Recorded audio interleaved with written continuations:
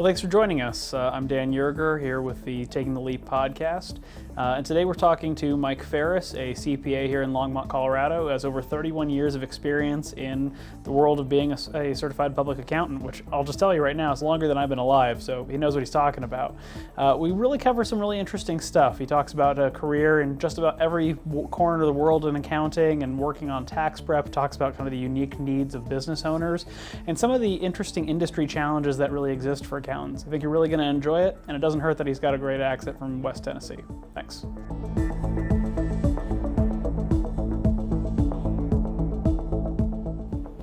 Well, Mike, thanks for taking the leap and being with us today. Why don't you tell us a little bit about yourself and what your business is? Thanks for having me. I'm a CPA, and that's a really broad statement, but my practice, I focus on tax planning and tax consulting, predominantly for small business owners. Sure. Now, what really got you into working with business owners, right? I mean, it seems like there's an H&R Block or something like that on every corner. So what makes focusing on business owners special?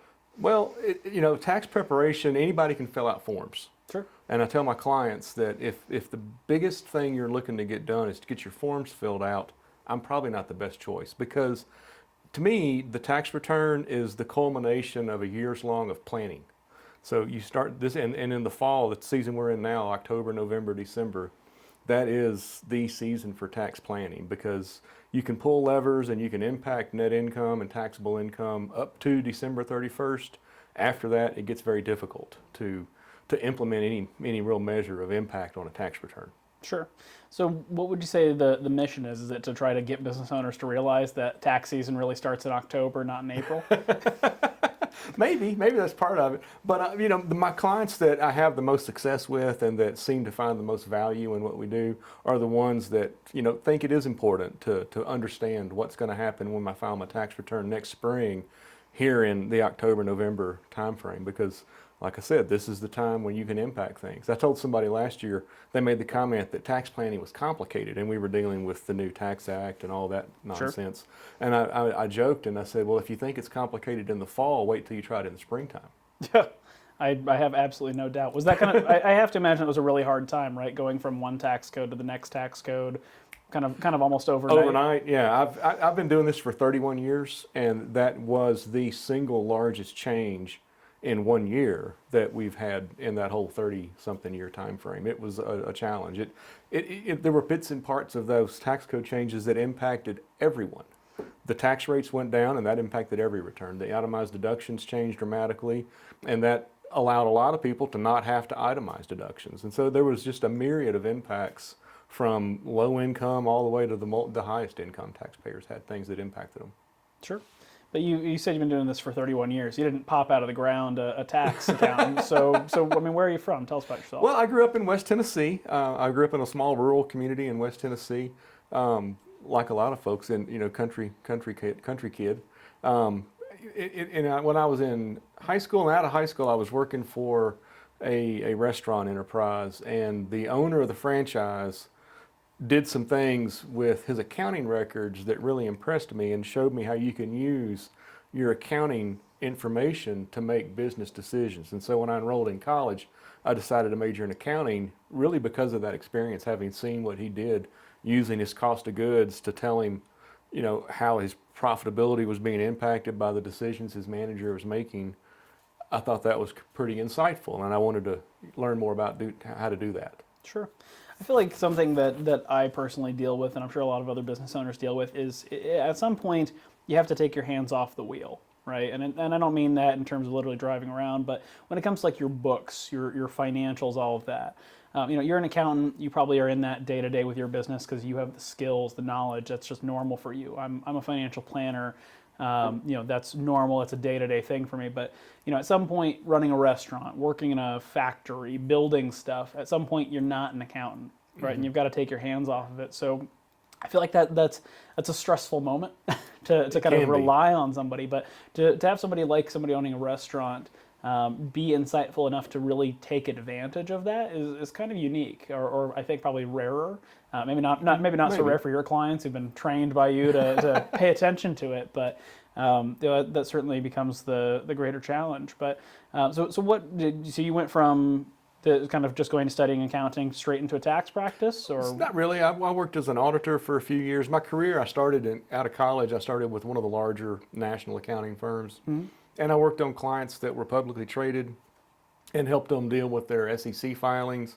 We had a couple of larger clients that went public while I was working on their audits. And so I started my career as an auditor on fairly large companies, but then through a couple of job changes, ended up in a smaller firm working with self-employed family-owned businesses. And what struck me as I was looking back on my career, it struck me that working with those small clients who relied on us to help them not just with financial statements and tax returns, but with maybe their bank account. They were struggling to reconcile their bank account one month because something went wrong, or they needed to borrow some money and the banker was asking questions they were having a hard time answering, so they wanted us to help have the conversation with the bankers. The level of appreciation those small clients had for the help we gave them was very different than the appreciation the corporate managers at the larger companies had. Everybody appreciated the work, but for me, working with those small family-owned businesses, that resonated more and it was more fun for me. And that's where I kind of chose to focus my practice when I started this 4 or 5 years ago now. Sure. So that was really your aha moment. It was more that general exposure, or was there a moment you sat down and said, "This is what I'm going to do"? It was more that exposure, and when I was starting my practice and thinking about what am I going to do, how do I want to build this, what kind of work do I want to try to go get? Do I want to build an audit practice, or do I want to do tax work? It kind of came to me that being the general practitioner, and most small businesses, the most important thing they deal with is their tax return. That's Sure. Small business owners spend a lot of money on income tax, and so that's important to look after and take care of. And the appreciation they had when you can help them save a couple of $1,000s on their tax return because they know they can then put that to their children's education or their family vacation or pay off the mortgage or whatever their needs are. The small business owner appreciates the help we give them. Sure. And to me, it was a more personal level of appreciation than the hired controller at the corporate gig. So. Sure. And I kind of know that feeling. You know, I had my own background in larger enterprises, government work, corporate work, and you always feel like you're making a difference somewhere, but you just don't see it. You don't get to look the person you're making the difference to in the eye. So there's something nice being able to sit down at the table and really have the conversation and see that effect kind of immediately. Yeah, personal satisfaction. You know, I was going to say, I mean, it's huge. So did you go straight from that smaller firm into starting your practice? No, not at all. I took a couple of diversions along the way. The first half, you could break my career down maybe into thirds, perhaps at this point. And the first third of it was, in public accounting and a mixed a little bit between the large firms and smaller firms. And then I diverted into corporate America, and I worked as a tax manager for one of those larger corporate enterprises for several years. And through a couple of iterations, ended up at a company in Gun Barrel, and I was their tax director for several years, and then I moved into the controller's role, which gave me a real good breadth of experience, having managed accounts payable and run payroll for 800 employees and done those things on the inside as a controller. It gives me a bit of a perspective when I work with my clients now that I appreciate.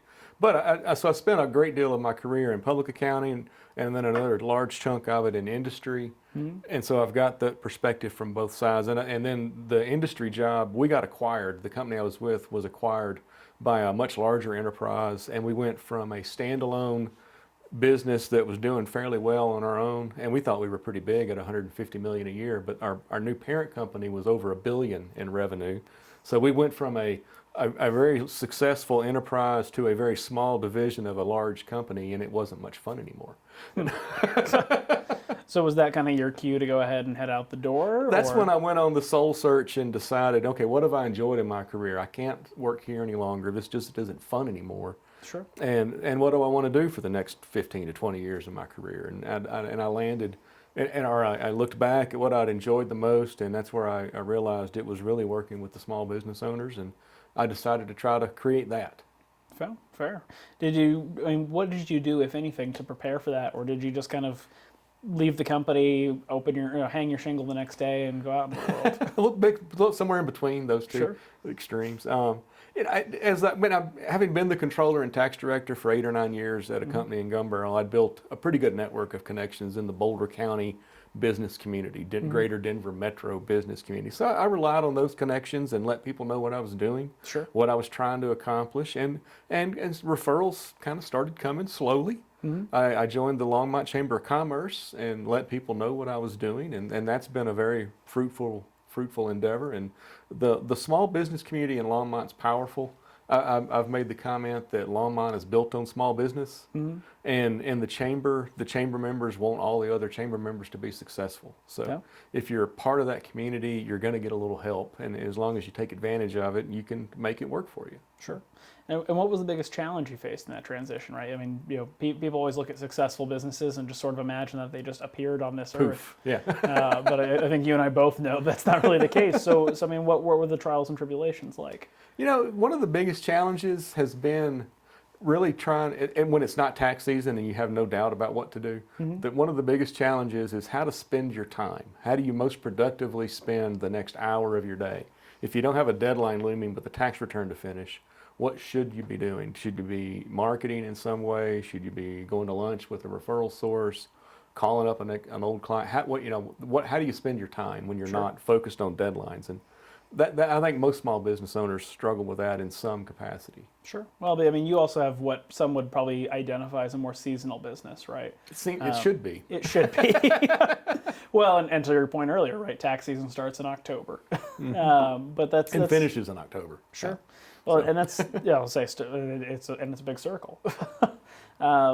It's this strange thing that I think to the point of businesses just sort of springing up. But that question of time management, right? That challenge, particularly when there isn't enough to fill out the time on its own, when you're not so busy that you have to find ways to make yourself busy that aren't just fooling yourself. I think that's a really big challenge, right? I'm sure you could have spent 100 hours perusing what tax software you use next year, or trying to decide if you were going to do something fancy with the website, or any number of things. But at the end of the day, there's no substitute like just really getting out there and doing the work. Yeah, get your feet on the street and talk to folks. And if you're not talking to people and letting them know what you're doing, then they're going to look at your sign and make their own assumptions, and they probably won't get it right. Sure.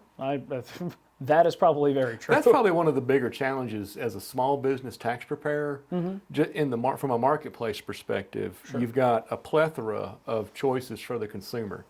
You've got enrolled agents, you've got CPAs, you've got tax preparers that are neither enrolled agents or CPAs, you've got bookkeepers, in Colorado, you've got this thing called public accountants that are different than certified public accountants. And the average consumer that needs his tax return done doesn't really appreciate the difference between all of those things. Sure. And in a lot of cases, there might be very little difference in the skills of the individual person. But in other cases, there are vast differences. Sure. And depending on the needs of that particular, especially if there is a small business involved, any one of those practitioners might be well suited for that person, where any one of the others is probably horribly suited.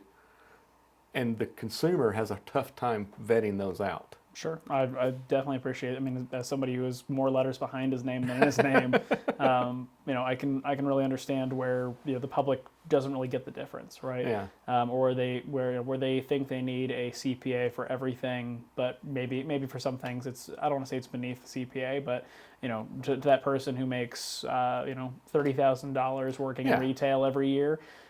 They could benefit from CPA's help, certainly, but at the same time, do they need it? That's tough. May not. They may not. They may just need a bookkeeper. Sure. That can help them reconcile bank accounts and keep their records straight. Sure. But I mean, there's also that worst opposite version, right? Which is that business owner who really needs to stop using some online software and really needs to just ask for help. Yeah.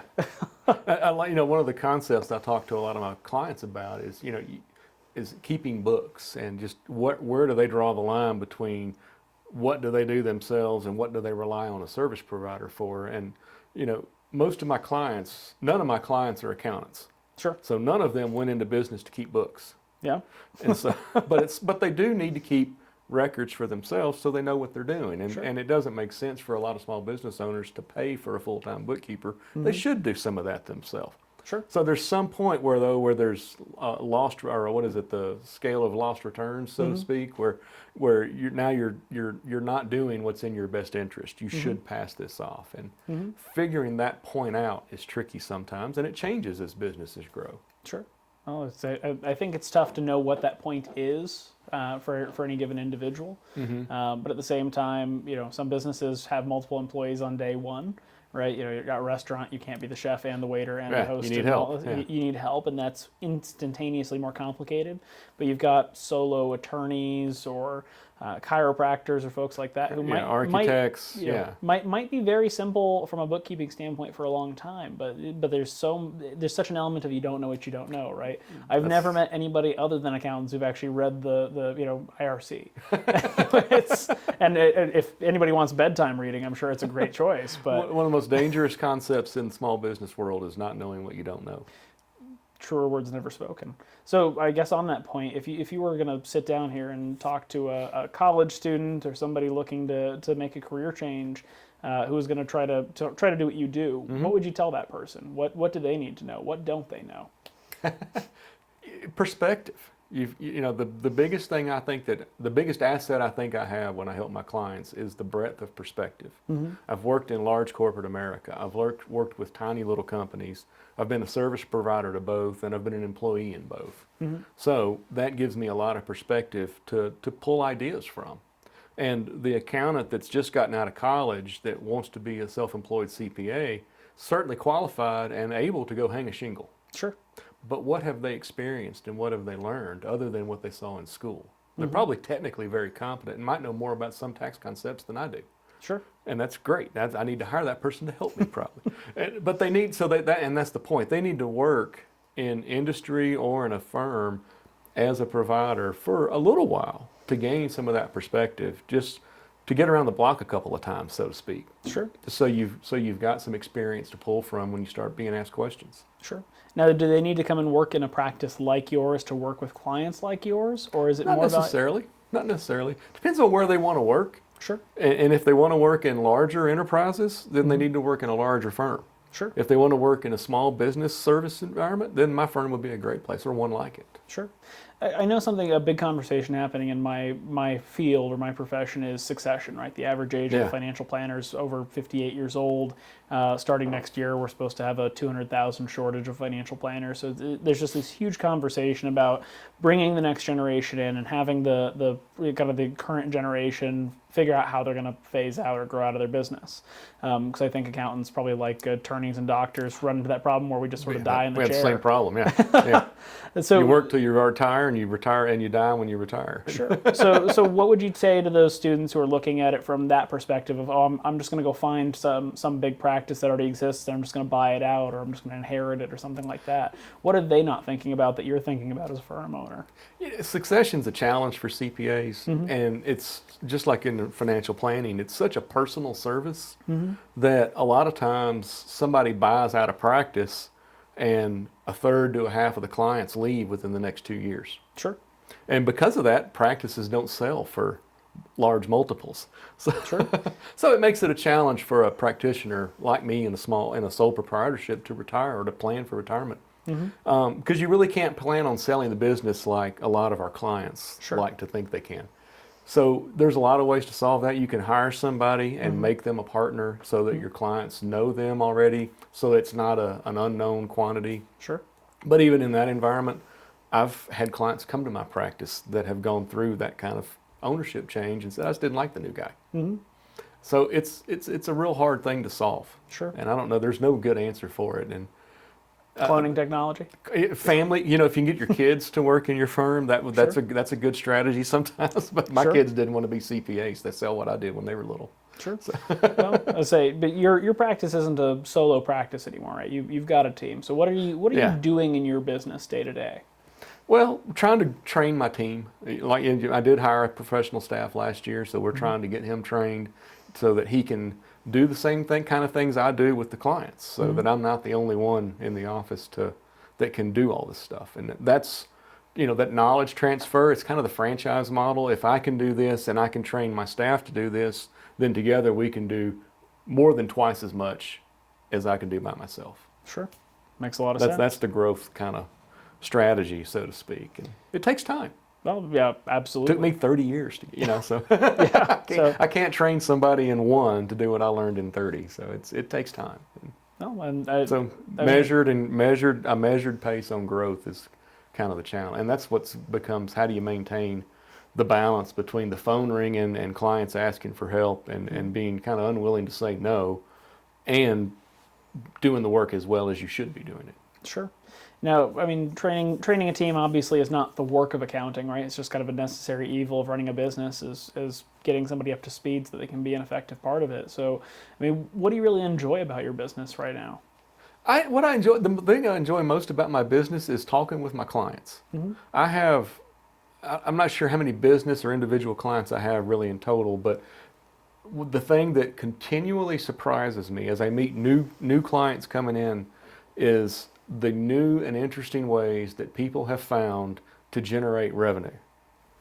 I've got one client that's working on new aircraft technology, and I've got another client that's got, environmental measuring devices that use sound wave technology to measure wind speed and just all kinds of new and interesting ideas that I've never heard of, and I certainly never would have thought of. But these people have put businesses together around these new ideas, and they come to see me for help to deal with the practical side of whatever it is they're doing, which is, cash flow management, tax planning. How do I report this activity on these forms? Can you help me with this? And so I get to help. I do the same basic thing for everybody, but because the businesses are so different, it's always different and unique. And we're applying the same laws to new situations and new facts. So you get new ways of thinking about things. And that keeps my world fresh and exciting and interesting. And I meet really interesting people. Sure. Well, so, I mean, just from that perspective, right, you've got clients who are offering services, you've got clients who are inventing things, you've got clients who are figuratively reinventing the wheel. To some extent, yeah. I mean, I guess one of the questions that comes up is you have a professional service, right? You go out there, you help business owners make sense of the numbers that underlie everything that they're doing. Yes. So what would you say are the things that you bring in? What are the resources that you bring to bear for your own business? The things that you, in the same way that none of your clients are accountants, what things do you make good use of? Well, I try to practice what I preach. Sure. And we have to keep our books current through the year. If you rely on your bank account to tell you how your business is performing, you're only getting one measurement point, and there are multiple in any business. Sure. So you've got to keep your books current. And so I try to make sure I keep my books current, so I can look and see what is my accounts receivable, what is my accounts payable, so then I can understand what my cash flow is going to be for the next 6 months, 3 months, 90 days. Those kind of metrics, having that information available is key. If you don't have them, you're making decisions with certainly less than good information and, Sure. and way less than ideal.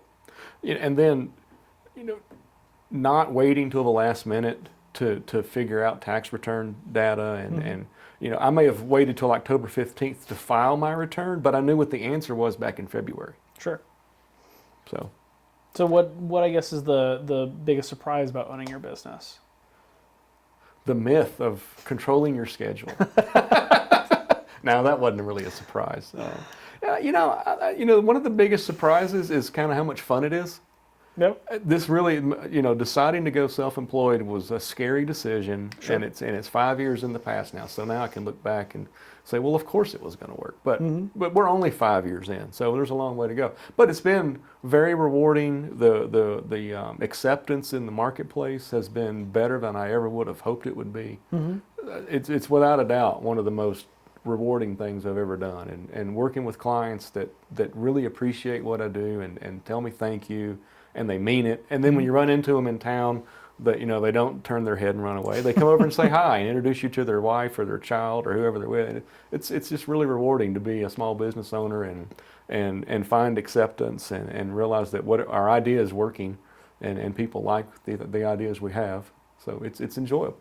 Sure. It's validating. It feels good. I spent a lot of time developing skills and learning technical concepts, and to be able to apply it in a productive way that actually helps people actually really does feel good.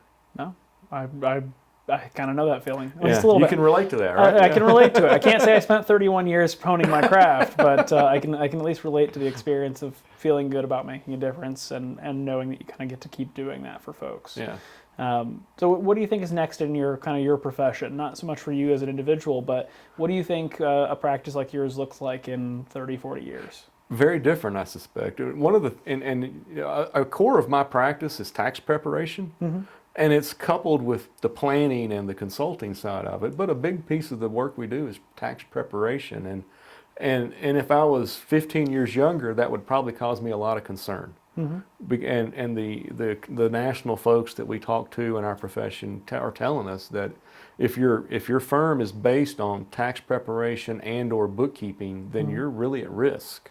Technology is replacing a lot of what accountants have historically done. TurboTax is a competitor to CPA firms, just like H&R Block is. And there's certainly a place for the self-prepared return. And some of the things that the tax code changes did last year was probably increase the number of self-prepared returns in this country. Sure. And that's not a bad thing at all. But it does put pressure on accounting firms to find new ways to add value and to be helpful in the business community. So I don't think CPA firms are at risk of going away, but the kind of work we do is changing, and it's heavily leaning towards more and more consulting-based, very specialized work, as opposed to filling in forms kind of work. So if I'm your customer in 20 years, 30 years, right, and we're officially in that future, what am I coming to you for? I'm no longer coming to you to have you complete my tax return, but I'm coming to you with a specific problem, some sort of tax question. The consulting and the planning's still going to be relevant. Sure. Because tax code, and if you're a small business owner, tax codes are complex and they're going to stay that way. Yeah. You cannot have a $16 trillion economy and have a simplified tax code. I don't think that's possible. There's 20% for everybody? Can we get 20% for everybody? Maybe that would be one way. But 20% of what? So how do you define Fair question. things? But the understanding of what's my taxable income going to be 3 months out, and how does that impact my cash flow for the next 6 months is always going to be a valid question. Sure. And I think the firms that are focused on that kind of consulting work will probably always have a play. And I think at least for the small business owner, my kind of practice in 20 years, answering that basic question will be one of the biggest things we do for folks, I suspect. Sure. So two questions for you then. Same question, but different framing. What are you as a business owner right now doing to prepare for that future? And what would you be telling that person coming into your business right now to do to prepare for that future? A couple of things we're doing. We're training our clients to think that way. Sure. A lot of clients think about doing their tax return once a year, and I'm introducing the concept of no, it's kind of an ongoing process, and so introducing that concept, getting people to think about it that way, so that they think about it as a process instead of an event.